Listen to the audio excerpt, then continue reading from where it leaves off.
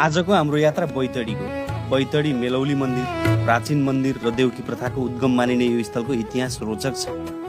चढाउने अनि उसले चाहिँ वैवाहिक जीवनमा नबाधिनु पर्ने ठाउँ कुन हो भनेर सोधियो भने हामीले टिक लगाउँदाखेरि त्यही लगाउनु पर्ने हुन्छ मेलौली भनेर है। मेलौलीको इतिहास अझ रोचक छ जब घरको जेठो छोराको बलि चढाउने प्रसङ्ग चल्छ। जेठो छोरा घरको लाई ल्याएर काट्ने यो पूर्ण रूपमा आफैमा छ। यसको इतिहास आफ्नै किसिमको।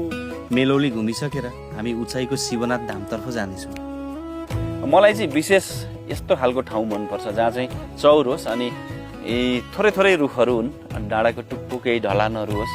11औं शताब्दीतिर निर्माण भएको हुन सक्ने असाध्यै प्राचीन देवालय हो। शिवनाथ र यहाँको रोचक प्रसङ्गहरू बुझ्नेछौँ। यो शिखर शैलीमा मन्दिर निर्माण भएको देखिन्छ।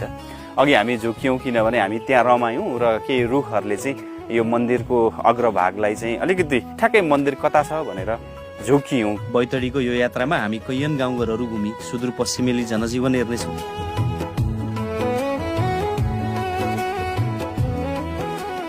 हेर्दा हेर्दै टिपेर ल्याउनु भयो, कस्तो मजाले काँक्रो फल्ने यहाँनिर। बैतडीको पुरानो गाउँहरू यहाँको सङ्घर्षको कथाहरू सुन्नेछौँ मजाले।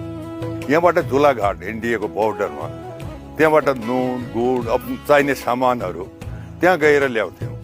यो भारी बोकेर पिठीमा 6 महिना सालभरको लागि। अनौठो भूगोलमा बसेको सलेना गाउँका दृश्यहरूमा रम्नेछौँ। मान्छेहरू अलि सुविधा हेर्दा क्या छन्, बुढोपाका मान्छेहरू मात्र घरमा बसिरहेका हुन्छन्।